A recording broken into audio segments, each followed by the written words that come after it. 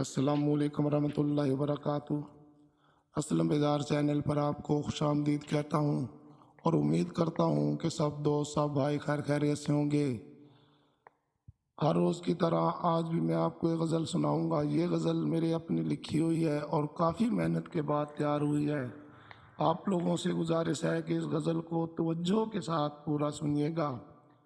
غزل پیش خدمت ہے۔ کر کے بھلا مخلوق خدائی کا، کر کے بھلا مخلوق خدائی کا، مانگتے ہیں صلہ اپنی پارسائی کا، مانگتے ہیں صلہ اپنی پارسائی کا، کر کے بھلا مخلوق خدائی کا۔ جب کر نہ سکا میں خود سے وفا، جب کر نہ سکا میں خود سے وفا، اور شکوہ ہے لوگوں سے بے وفائی کا، اور شکوہ ہے لوگوں سے بے وفائی کا، کر کے بھلا مخلوق خدائی کا۔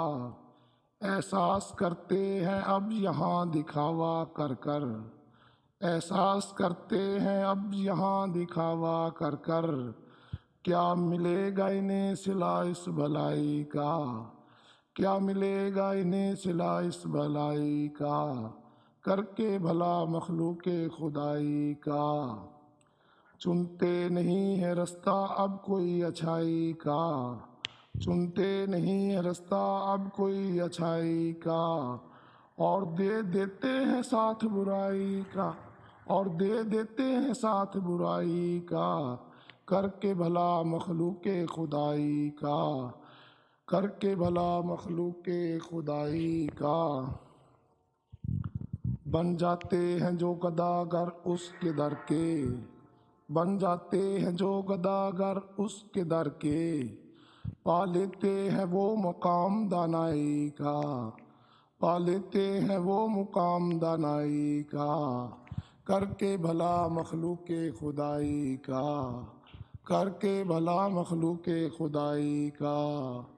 کیوں نہیں کرتے بیزار فریاد وہاں، کیوں نہیں کرتے بیزار فریاد وہاں، جہاں ملتا ہے صلہ التجا سنائی کا، جہاں ملتا ہے صلہ التجا سنائی کا، کر کے بھلا مخلوق خدائی کا، مانگتے ہیں صلہ اپنی پارسائی کا۔